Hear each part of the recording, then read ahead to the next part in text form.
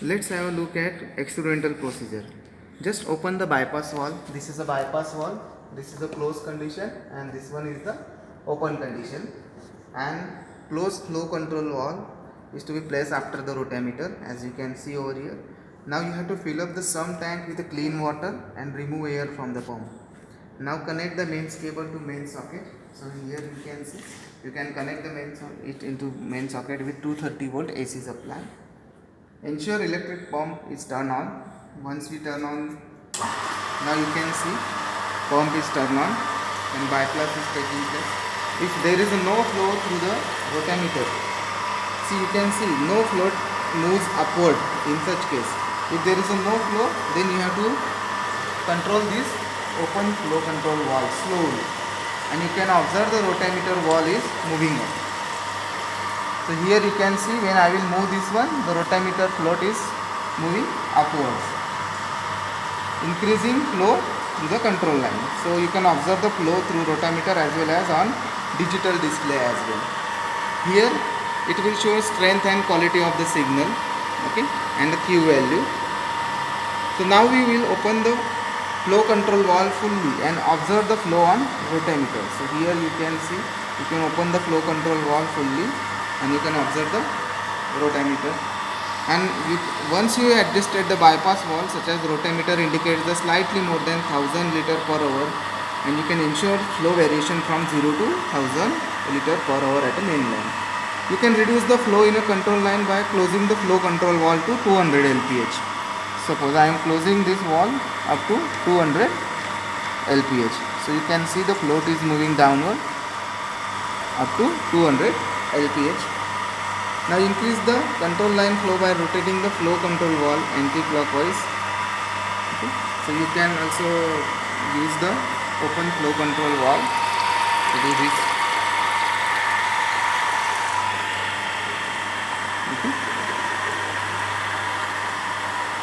And once you operate this open control valve, you can see that the rotameter flow is moving upward up to 1000 lph. Okay. So rotameter indicates flow and digital display indicates the flow in lph. So you can also move temperature difference, energy multiplier, energy terminal. This is the flow 1000 liter. You can see flow batch controller.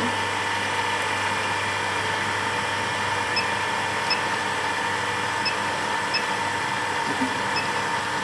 1000 liter per hour. Alarm value you can set the alarm value for lower liter values and higher values. That is 1000 liter per hour, 0 liter per hour low value. Okay. This is a working timer.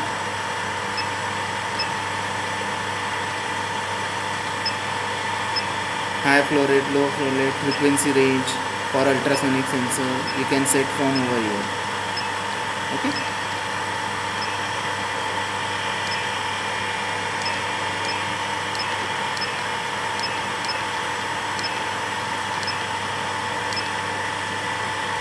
So here also you can see the current output for that particular value, 4 milliampere.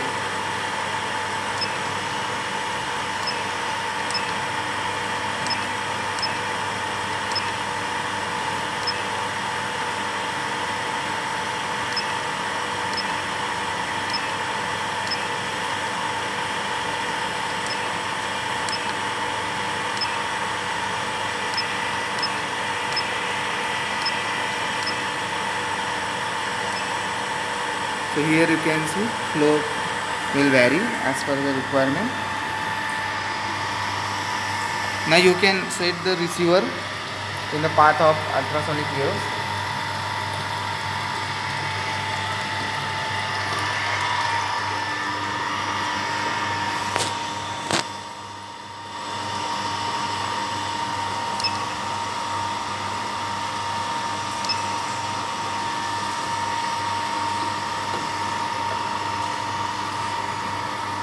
You can reduce the flow rate line by closing the flow control valve to 200 lph as I said, and you can increase the control line flow by rotating the flow control valve anti-clockwise.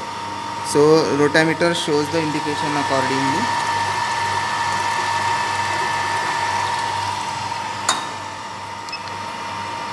So here you can see once transmitters are receiver is receiving the signal, the up and down values and strength of this signal is going to vary. So you have to observe the signal strength and quality from here.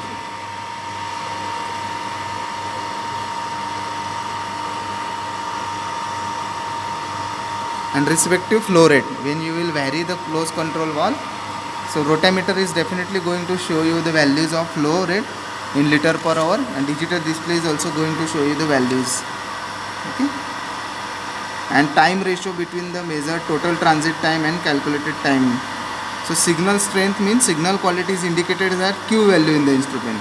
Higher Q value means that higher signal to noise ratio and high degree of accuracy will be achieved accordingly.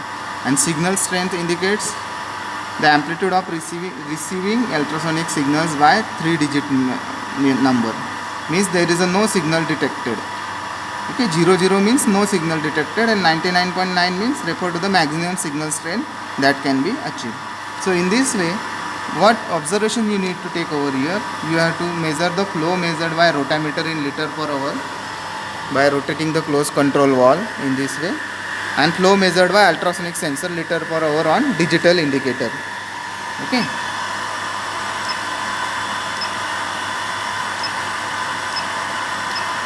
So here you can see fluid sound velocity can be measured, total time, transit time, Reynolds number is also indicated. As you know that Reynolds number depends on what?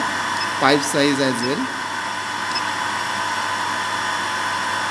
This is the last flow rate which is recorded by the meter, also indicated.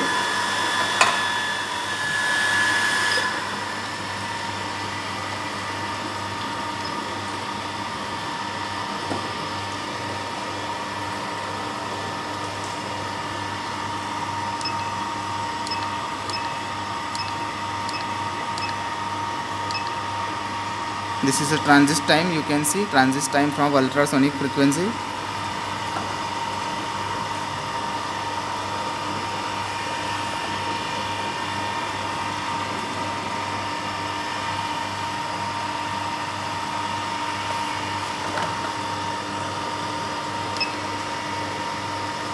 So here you can see the fluid velocity is varying as soon as the transmitters and receivers are adjusted. And this is the strength and quality of the signal we are getting. So you need to adjust the receiver in such a way that the Q factor, that is signal quality, must be improved. Okay. It will take a time.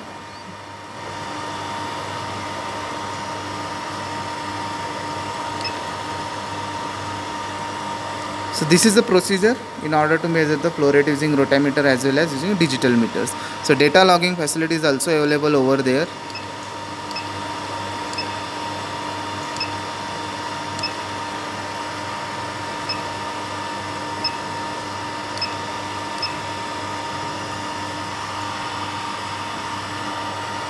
That's all with the ultrasonic flow measurement technique.